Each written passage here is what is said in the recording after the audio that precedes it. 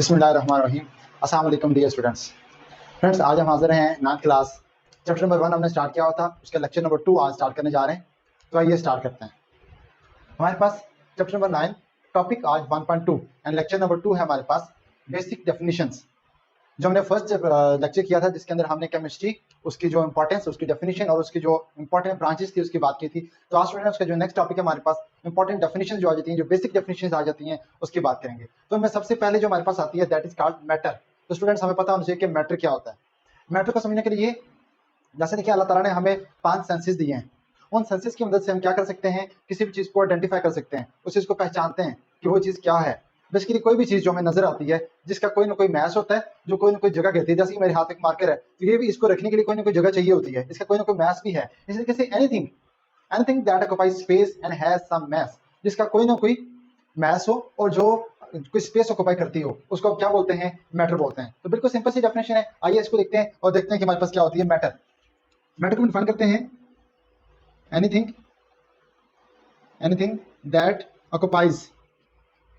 that occupies space and has some mass, और जिसका कोई ना कोई क्या हो, mass हो, is called, उसको आप क्या बोलते हैं, is called मैटर। उसको हम मैटर बोलते हैं कि कोई भी चीज जो क्या करती हो, जो स्पेस ऑक्युपाई करती हो और जिसका कोई ना कोई मैस हो, उसको आप क्या बोलते हैं, उसको आप मैटर का नाम देते हैं। कोई भी चीज, इसके अंदर आप एग्जांपल के तौर पे कह सकते हैं जी, जैसे हमारे पास यहाँ पे अगर एग्जांपल्स की डिस्कस करूं कि मैटर हमारे पास क्या है, मैटर के एग्जांपल क्या आ सकती हैं।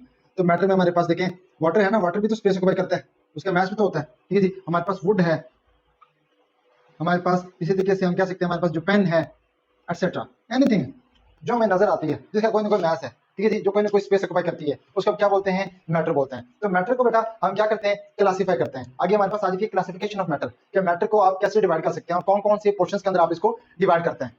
जब हम क्लासिफिकेशन की बात करें तो मैटर को दो मेजर क्लासेस के अंदर डिवाइड किया जाता है। Number 1 is called heterogeneous mixture and number 2 is called homogeneous mixture. दो क्लासेस के अंदर इसको डिवाइड किया गया। हेटेरो का मतलब होता है डिफरेंट। हेटेरो किसको बोलेंगे हम लोग, हेटेरो के लिए वर्ड यूज होता है यहाँ पे डिफरेंट। एंड होमो किसको बोलते हैं, होमो का मतलब होता है जी सेम। जिसके अंदर डिफरेंट कंपोजिशन होगी वो हमारे पास हेटेरोजेनियस आ जाएगा, और जिसके अंदर हमारे पास क्या आ जाएगा, सेम कंपोजिशन होगी, वो होमोजेनियस आ जाएगा। अब होमोजेनियस और हेटेरोजेनियस यानी इसके अंदर सारे सब्सटेंस एक जैसे होंगे, यहाँ पे डिफरेंट आ जाते हैं। जो होमोजेनियस होते हैं ना, इनको मजीद आगे क्लासिफाई किया जाता है फिजिकल मेथड्स के जरिए, इसको सेपरेट किया जाता है। तो ये होता है प्योर सब्सटेंस के अंदर कन्वर्ट होता है, प्योर सब्सटेंस। अब जो प्योर सब्सटेंस होगा उसकी आगे दो कैटेगरीज आ जाती हैं। Pure substance divides into compound and element. Compound और एलिमेंट किसकी टाइप्स आ जाती हैं, प्योर सब्सटेंस की। अब जो उसके बाद एलिमेंट है, एलिमेंट को हम अगर डिवाइड करें तो एलिमेंट के अंदर क्या चीज पाई जाती है, एटम पाया जाता है। एटम सबसे स्मॉलेस्ट यूनिट है। अब एटम के अंदर भी क्या है, उसकी भी क्लासिफिकेशन है। एटम आगे डिवाइड होता है, एक आ जाता है न्यूक्लियस जो उसके सेंटर में पाया जाता है, और दूसरा जाते हैं इलेक्ट्रॉन्स जो उसके इर्द गिर्द क्या करते हैं, रिवॉल्व कर रहे होते हैं। जो न्यूक्लियस होता है, न्यूक्लियस के अंदर बेटा पाए जाते हैं जिसको बोलते हैं प्रोटॉन्स और न्यूट्रॉन, जिसको हम ओवरऑल कलेक्टिवली न्यूक्लियॉन्स का नाम भी देते हैं। अगर मैं आपको यहाँ पे आसान से तरीके से समझाना चाहूँ, सपोज करते हैं कि ये हमारे पास क्या है, एक एटम है।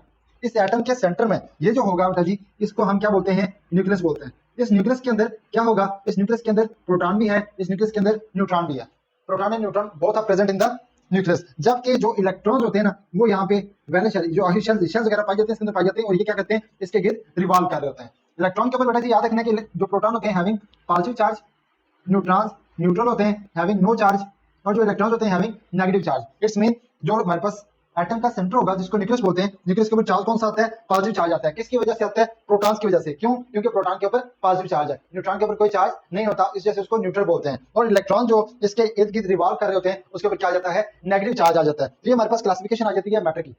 अगर आप बटन से स्टार्ट करें, सबसे पहले ये जो तीन है हमारे पास, इलेक्ट्रॉन, न्यूट्रॉन और प्रोटॉन, इन तीनों को बोला जाता है फंडामेंटल पार्टिकल्स। क्या बोलते हैं जी, इसको नोट कीजिएगा, इसको क्या बोलेंगे, इसको हम नाम देंगे फंडामेंटल पार्टिकल्स। ये फंडामेंटल पार्टिकल्स हैं। फंडामेंटल पार्टिकल्स कौन कौन से आगे, इलेक्ट्रॉन, प्रोटॉन एंड न्यूट्रॉन। ये फंडामेंटल पार्टिकल्स कंबाइन करते हैं तो हमारे पास किस चीज के अंदर आ जाते हैं, एटम। एटम कंबाइन करेंगे तो क्या बनेगा, एलिमेंट। एलिमेंट और ये जो कंपाउंड आ जाते हैं, हम नेक्स्ट लेक्चर में कंप्लीटली इसको डिस्कस करेंगे, कंपाउंड क्या होता है, कैसे बनता है और इसकी प्रॉपर्टीज क्या होती हैं।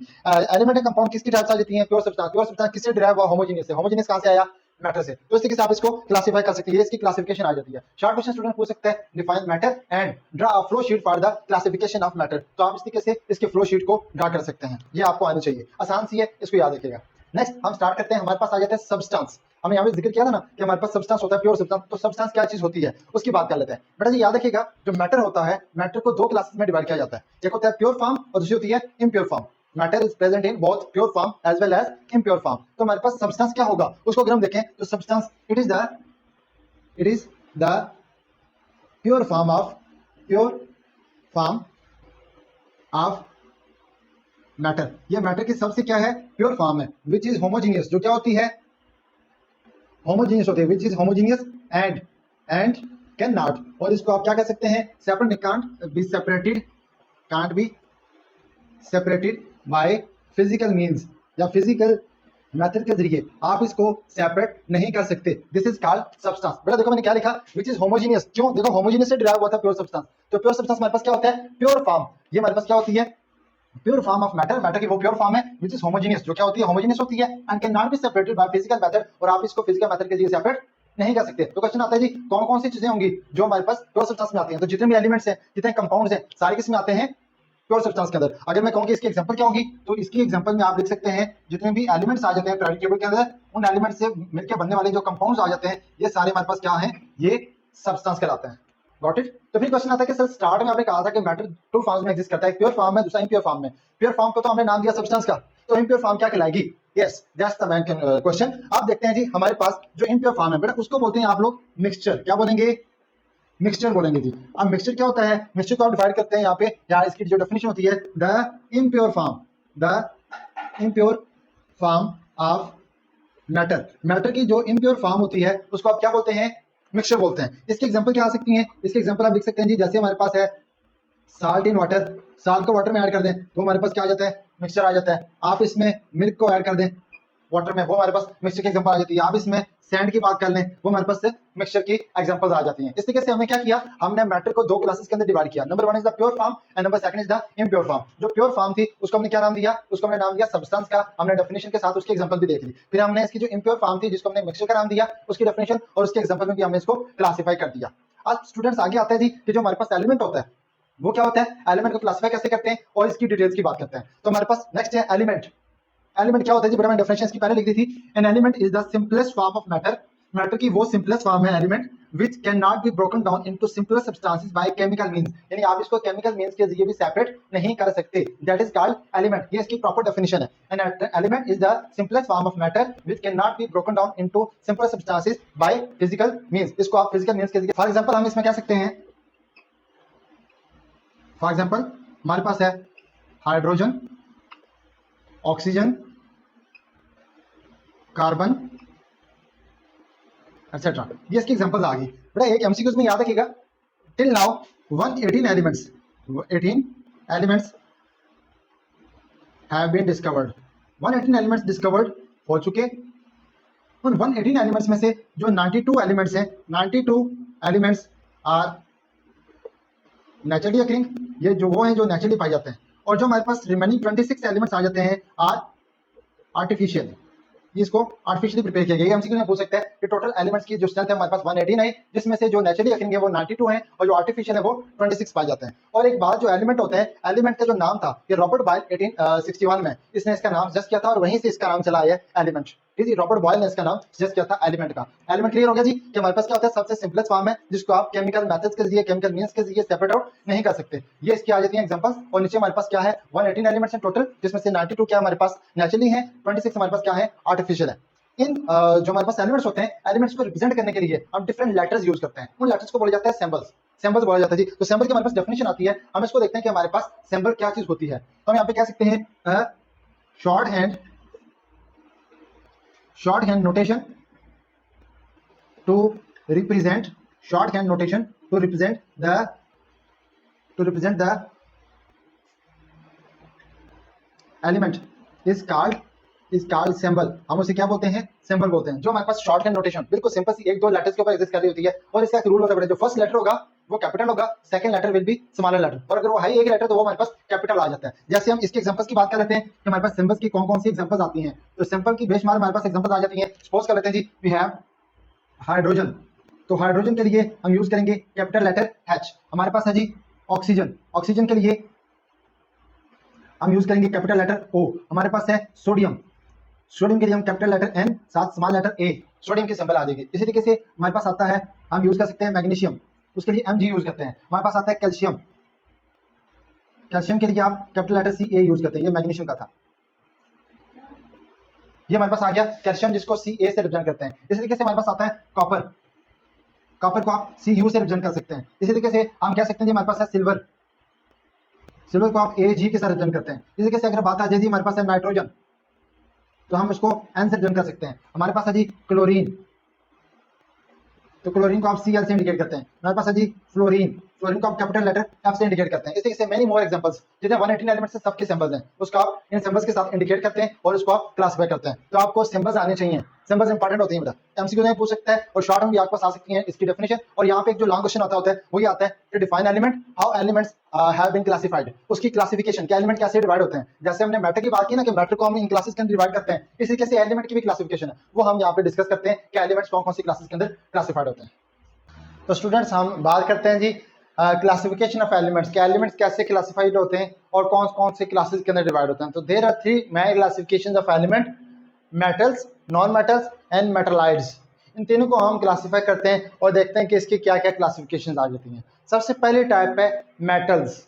मेटल्स क्या होते हैं? मेटल्स स्टूडेंट याद रखिएगा, मेटल जो होते हैं हमारे पास वो एलिमेंट्स की क्लासिफिकेशन है, वो उसकी क्लास है जो क्या होते हैं, शाइनिंग सब्सटेंस होती है, जो good conductor of heat and electricity होता है, उनको आप क्या बोलते हैं, मेटल्स बोलते हैं। तो आइए पहले इनको डिफाइन करते हैं, फिर हम इसकी जो डेफिनेशन है उसकी बात करेंगे। हम कह सकते हैं metals have usually shining surfaces, shining surfaces and are good conductor of heat and electricity। Heat and electricity के लिए हमारे पास क्या होते हैं, गुड कंडक्टर होते हैं। हीट एंड इलेक्ट्रिसिटी, इसमें से करंट एंड जो हीट है वो इजीली पास हो सकती है। ये हमारे पास किसकी डेफिनेशन आ गई, मेटल्स की आ गई। हमने पढ़ा कि हमारे पास क्या है, शाइनिंग सब्सटेंस होती हैं, इसके अंदर क्या होती है, शाइन कर रहे होते हैं। दूसरे नंबर पे ये गुड कंडक्टर होते हैं। अगर आप बात करें कि इसमें कौन कौन सी एग्जांपल्स आती हैं, which examples are included in metals, तो आप कह सकते हैं जी हमारे पास जो कॉपर है, हमारे पास सिल्वर है, हमारे पास गोल्ड है Au, इसके अलावा हमारे पास प्लैटिनम है एक्सेट्रा। ये हमारे पास क्या है, सारे के सारे मेटल्स हैं जो किस फॉर्म में पाए जाते हैं, सॉलिड फॉर्म में पाए जाते हैं। इसमें एक एमसीक्यू पूछा जा सकता है कि सिर्फ एक हमारे पास आता है मेटल की फॉर्म में, जो मरकरी है, metal element that is mercury is present in gas state. ये बेटा जी गैस स्टेट में पाया जाता है, सॉरी ये लिक्विड स्टेट में पाया जाता है, प्रेजेंट इन लिक्विड स्टेट। जो हमारे पास मरकरी है it is present in liquid state. बाकी सारे जो आ जाते हैं वो इसमें आ जाते हैं सॉलिड स्टेट में पाए जाते हैं। इसके अलावा आपने याद रखनी है इसकी एक और प्रॉपर्टी भी है कि मेटल्स हमारे पास क्या होते हैं, मेटल्स आर मैलेबल। मेटल जो होते हैं ये मैलेबल होते हैं and ductile, malleable and ductile होते हैं। स्टूडेंट्स आप लोग सोच रहे होंगे कि what do you mean by malleable and ductile. तो मैलेबल का मतलब होता है कि आप किसी भी सब्सटेंस को प्रेशर अप्लाई करके उसको शीट्स के अंदर कन्वर्ट करते हैं। The converting of metal into sheets is called malleable and the converting of metal into wires, जो वायर्स बनती है ना मेटल को प्रेस करके, उसको डक्टाइल बोला जाता है। इस जो प्रॉपर्टी इसको डक्टिलिटी बोलते हैं और इसको मैलेबिलिटी बोलते हैं। तो मैलेबल होता है किसी भी सब्सटेंस की उसको प्रेस करके उसको शीट्स के अंदर कन्वर्ट करना, एंड इसको बोलते हैं the converting of metal into wires is called ductility. Next हमारे पास जो सेकंड इसकी क्लासिफिकेशन टाइप है वो आ जाती है नॉन मेटल्स। तो देखते हैं कि नॉन मेटल्स क्या होते हैं जी। नॉन मेटल्स आ जाएंगे इसका ऑपोजिट। ऑपोजिट कैसे, हमने पढ़ा था कि ये हमारे पास क्या होते हैं, shining substance and a good conductor of heat and electricity. तो ये हमारे पास क्या आ जाएंगे, non metals are dull and bad conductor of heat and electricity. ये हीट और इलेक्ट्रिसिटी के बैड कंडक्टर होते हैं। इसमें से एज सच जैसे मेटल में से इलेक्ट्रिसिटी पास होती है वो नॉन मेटल में से उस तरीके से पास आउट नहीं हो सकती, ये बैड कंडक्टर होते हैं। और दूसरी ये डल होते हैं, इनकी शाइनिंग नहीं होती, ये उसका ऑपोजिट हो गया। इसके एग्जांपल्स कौन कौन सी आ सकती हैं स्टूडेंट्स, तो इसमें अगर आप एग्जांपल काउंट करना चाहें तो आप कह सकते हैं इसके अंदर जो हमारे पास पाई जाती हैं सल्फर एंड फास्फोरस, ये दो हमारे पास जो है ये पाए जाते हैं सॉलिड स्टेट में। This non metals are present in solid state. अगर आप बात करेंगे ब्रोमीन की, Br is present in liquid state.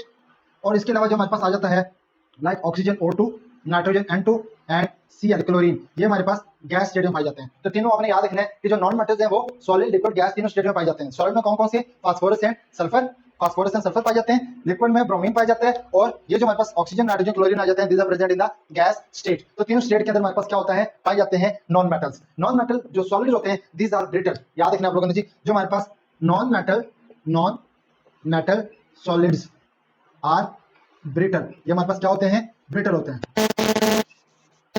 Last हमारे पास क्लासिफिकेशन आ जाती है स्टूडेंट्स और उसको बोलते हैं आप मेटालाइड्स। क्या बोलेंगे जी, मेटालाइड्स बोलेंगे। मेटालाइड्स क्या होते हैं कि वो वाले एलिमेंट्स जिनके अंदर मेटल्स की प्रॉपर्टीज पाई जाती हैं और नॉन मेटल की प्रॉपर्टीज भी पाई जाती हैं। Those elements which contain both the properties of metal as well as non metal are called metalloids. उसको क्या बोलेंगे? मेटलाइड्स बोलते हैं। तो आइए इसको क्लासिफाई करते हैं, इसकी डेफिनेशन लिखते हैं। हमारे पास आता है जी, those elements which contain both the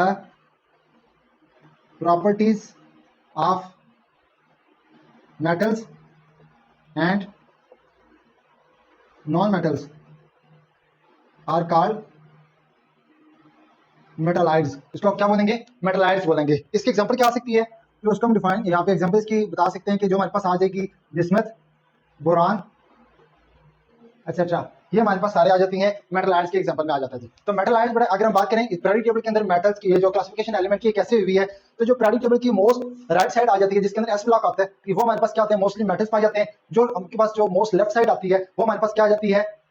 non metals में। और जो उसके मिड में पाए जाते हैं वो हमारे पास किस में आ जाते हैं? मेटलाइड्स में आ जाते हैं। तो इस तरीके से आप क्या कर सकते हैं? एलिमेंट्स को उनकी क्लासेस के अंदर डिवाइड कर सकते हैं, क्लासिफाई कर सकते हैं। बहुत आसान सा लेक्चर था स्टूडेंट्स, एक बार गो थ्रू कर लेते हैं। हमने सबसे पहले पढ़ा मैटर। मैटर क्या होता है जी? सबसे बेसिक चीज है कि जो कोई चीज स्पेस ऑक्यूपाई करती हो, जिसका कोई ना कोई मास हो, दैट इज कॉल्ड मैटर। उसको हमने डिवाइड किया, उसको क्लासिफाई किया, होमोजेनियस से हेटेरोजेनियस। देन हमारे पास है pure substance, compound and mixture, sorry compound and element. फिर एलिमेंट को डिवाइड किया हमने एटम्स, एटम से न्यूक्लियस एंड इलेक्ट्रॉन्स। फिर न्यूक्लियस के बाद हमारे पास पाए जाते हैं प्रोटॉन एंड न्यूट्रॉन। उसके बाद हमने बात की कि सब्सटेंस क्या होता है। सब्सटेंस हमने पढ़ा था कि मैटर की दो टाइप्स होती हैं, होती है pure, another one is the non pure या इम्प्योर। जो प्योर स्टेट होती है उसको बोलते हैं हम लोग सब्सटेंस। जैसे हमने पढ़ा जी the pure form of matter which is homogeneous, और ये होमोजेनियस होती है, जिसको आप सेपरेट फिजिकल मेथड के जरिए नहीं कर सकते। जैसे एलिमेंट और कंपाउंड आगे, इसको क्या बोलते हैं?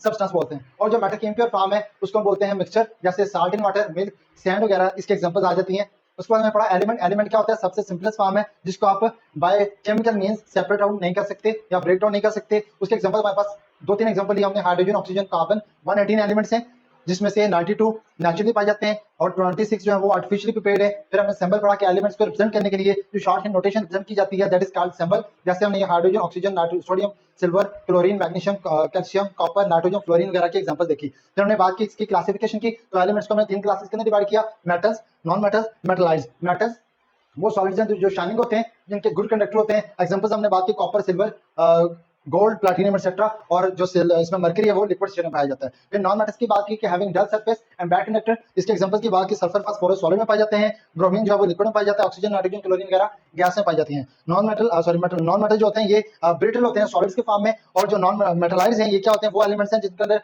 Metals as well as non metal दोनों की प्रॉपर्टीज पाई जाती हैं। और इसमें हमारे पास बिस्मथ, बोरॉन वगैरह इसकी एग्जांपल्स आ जाती हैं। होप्स ओके आपको ये आज का लेक्चर अंडरस्टैंडिंग इसकी अच्छी तरीके से होगी। स्टूडेंट्स इसको साथ साथ तैयार कीजिएगा। होप्स ओके आपको आज का लेक्चर ये बहुत आसान लगा होगा और आपको ये तैयार भी हो चुका होगा। मजीद हमारी वीडियोस को लाइक कीजिए और हमारे साथ कनेक्टेड रहिए, ताकि आपके सिलेबस को और आपके जो चैप्टर है इसको स्मूथली हम पाए तक पहुंचा सकें। Thank you so much. अल्लाह हाफिज़।